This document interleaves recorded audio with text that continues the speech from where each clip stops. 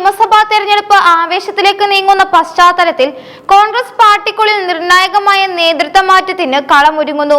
KPCC അധ്യക്ഷൻ സണ്ണി ജോസഫ് വരാനിരിക്കുന്ന നിയമസഭാ തെരഞ്ഞെടുപ്പിൽ മത്സരിക്കുമെന്ന് വ്യക്തമാക്കിയതോടെയാണ് പാർട്ടി പുതിയൊരു താൽക്കാലിക അധ്യക്ഷനെ തേടുന്നത്. നിലവിലെ വർക്കിംഗ് പ്രസിഡന്റുമാരിൽ ഒരാളായ വടകര MP ഷാഫി പറമ്പലിനെ അധ്യക്ഷ സ്ഥാനത്തേക്ക് പരിഗണിക്കുന്നതായാണ് പുതിയ നീക്കം. തെരഞ്ഞെടുപ്പ് കാലത്തെ സാമുദായിക സമവാക്യങ്ങളും യുവത്വത്തിന്റെ സ്വാധീനവും പരിഗണിക്കുമ്പോൾ ഷാഫി അധ്യക്ഷനാകുന്നത് പാർട്ടിയുടെ വിജയത്തിന് കരുത്തു പകരുമെന്നാണ് ഹൈക്കമാൻഡിന്റെയും KPCC നേതൃത്വത്തിന്റെയും വിലയിരുത്തൽ. സണ്ണി ജോസഫ് തന്റെ സിറ്റിംഗ് മണ്ഡലമായ പേരാവൂരിൽ നിന്നും 4ാം തവണയും ജനവിധി തേടുമെന്ന് ഈയിടെ ഔദ്യോഗികമായി പ്രഖ്യാപിച്ചിരുന്നു. ജനങ്ങളും പാർട്ടിയും ആവശ്യപ്പെട്ടതനുസരിച്ചാണ് പേരാവൂരിൽ വീണ്ടും മത്സരിക്കുന്നതെന്നാണ് അദ്ദേഹത്തിന്റെ നിലപാട്. KPCC അധ്യക്ഷൻ നേരിട്ട് തെരഞ്ഞെടുപ്പ് രംഗത്ത് ഇറങ്ങുമ്പോൾ സംഘടനാപരമായ ചുമതലകളിൽ മുഴുവൻ സമയ ശ്രദ്ധ നൽകാൻ സാധിക്കില്ല എന്നതുകൊണ്ടാണ് ഒരു താൽക്കാലിക സംവിധാനം ഒരുക്കാൻ പാർട്ടി നിർബന്ധിതമായത്. തെരഞ്ഞെടുപ്പ് പ്രഖ്യാപിക്കുന്നതോടെ സണ്ണി ജോസഫ് അധ്യക്ഷ പദവിയിൽ നിന്ന് താൽക്കാലികമായി പിന്മാറുകയും ആ പദവിയിലേക്ക് ഷാഫി പറമ്പലിനെ അവരോധിക്കുകയും ചെയ്യാനാണ് കോൺഗ്രസിലെ ധാരണ. KPCCക്ക് നിലവിൽ 3 വർക്കിംഗ് പ്രസിഡന്റുമാരാണുള്ളത്. ഷാഫി പറമ്പലിനെ കൂടാതെ PC വിഷ്ണുദത്ത്, KP അനിൽകുമാർ എന്നിവരാണ് ഈ പദവിയിലുള്ളത്. എന്നാൽ ഷാഫിക്ക് കൂടുതൽ മുൻഗണന ലഭിക്കാൻ ചില പ്രധാന കാരണങ്ങളുമുണ്ട്.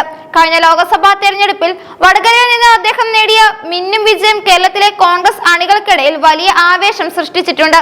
കൂടാതെ യൂത്ത് കോൺഗ്രസ് മുൻ അധ്യക്ഷൻ എന്ന നിലയിൽ യുവാക്കൾക്കിടയിലുള്ള അദ്ദേഹത്തിന്റെ ജനപ്രീതി വരാനിരിക്കുന്ന നിയമസഭാ പോരാട്ടത്തിൽ പാർട്ടിക്ക് വലിയ മുതൽക്കൂട്ടാകുമെന്ന് നേതൃത്വം കരുതുന്നു. മുസ്ലിം സമുദായത്തിൽ നിന്നുള്ള ഒരാൾ നേതൃനിരയുടെ മുൻനിരയിൽ വരുന്നത് തെരഞ്ഞെടുപ്പ് രാഷ്ട്രീയത്തിൽ ഗുണകരമാകുമെന്ന കണക്കുകൂട്ടലും ഇതിന് പിന്നിലുണ്ട്. PC വിഷ്ണുദത്ത് MLAയും KP അനിൽകുമാറും സംഘടനാ രംഗത്ത് കരുത്തരാണെങ്കിലും ഷാഫിയുടെ പോരാട്ട വീര്യവും വടകരയിലെ അദ്ദേഹത്തിന്റെ രാഷ്ട്രീയ വിജയവും നിലവിൽ അദ്ദേഹത്തിന് കൂടുതൽ സ്വീകാര്യത നൽകുന്നു. പ്രത്യേകിച്ച് മലബാർ മേഖലയിൽ സ്വാധീനം വർദ്ധിപ്പിക്കാൻ ഷാഫി പറമ്പലിനെ മുന്നിൽ നിർത്തുന്നത് ഗുണകരമാകുമെന്നും വയനാട് ബത്തേരിയിൽ നടന്ന ലക്ഷ്യ 2026 നേതൃ ക്യാമ്പിലും അഭിപ്രായം ഉയർന്നിരുന്നു.